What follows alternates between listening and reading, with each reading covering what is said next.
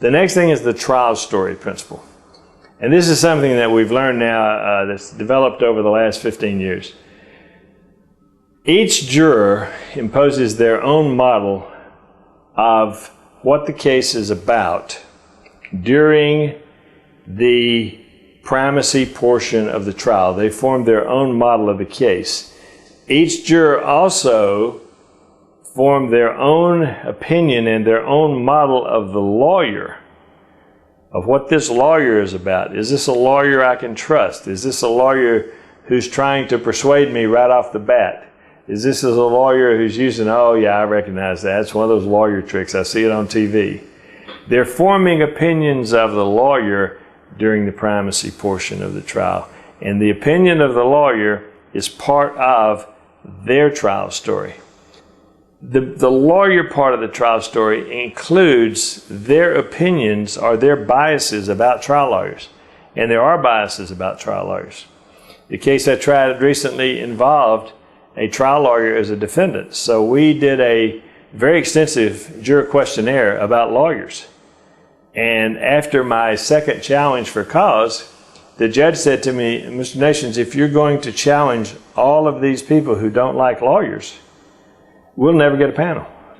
We'll never put 12 people in a box. And he was right. So I had to make a decision to take the 12 people that I thought were most honest about their opinions and didn't have a hidden agenda.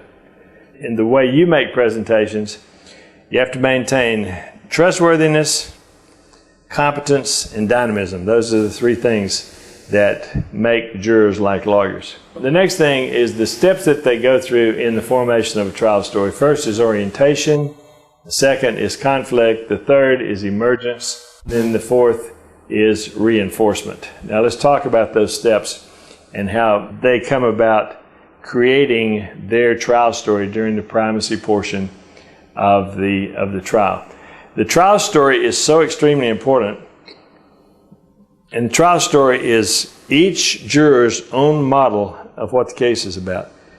It's important because from the time they form their trial story, which is during the primacy portion of the trial, once they form their trial story, they will filter all of the evidence that they receive from that point through their trial story.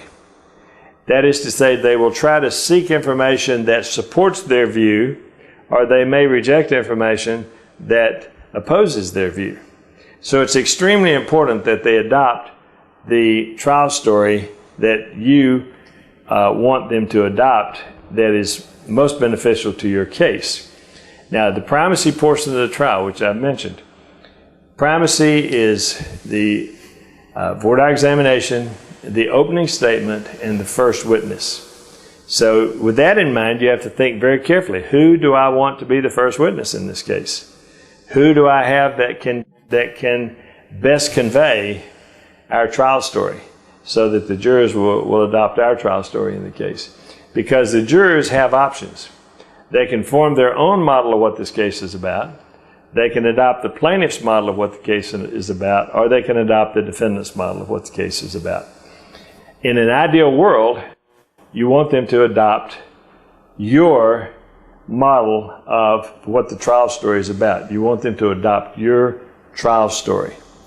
Now, it's been my experience, hard learned, that you have a far greater chance of having a jury adopt your model of the trial story if you have one. So the whole idea is to take the principles we're talking about today and form your trial story. Once you get them to adopt the trial story, you argue, you direct, you cross, and you persuade, and you ask your questions in terms, in the language of your trial story about what the case is about. You tap into the model of the leaders of the jury. Most importantly, you want to make sure that the people who are going to be your jury advocates in the jury room are people who have bought into your trial story. So as you're looking for people on the juror questionnaire, if you know what your trial story is, you can look for people who you think are going to be the advocates in the jury room, who are going to be arguing to bring other people over to their side of the case. And you're looking especially on juror questionnaires for the people who are going to be the leaders who are most likely to tap into your trial story. because the trial story is extremely important because jurors use it to perceive, store, and most importantly, to retrieve the information during jury deliberations.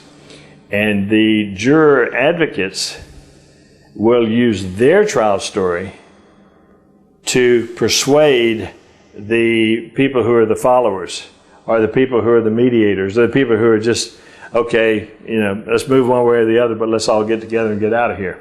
And you have those. So you have to be very careful that you're on the same page with your leaders of the jury. The next thing you use the trial story, you fill in the evidentiary details with your trial story. Bias fills the evidentiary gaps during deliberation. So you want to make sure you have a trial story that fills in all the evidentiary gaps that you need the jury to know to make the right decision in the jury deliberations.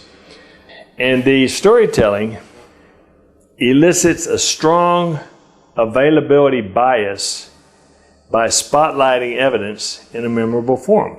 We all love storytelling. We're raised with storytelling. Your trial story should be the foundation of the storytelling that you're going to do in the opening, in the summation, and in the eliciting from the witnesses during the direct examination. Because storytelling elicits a very strong availability bias by spotlighting the evidence in a form that they will remember.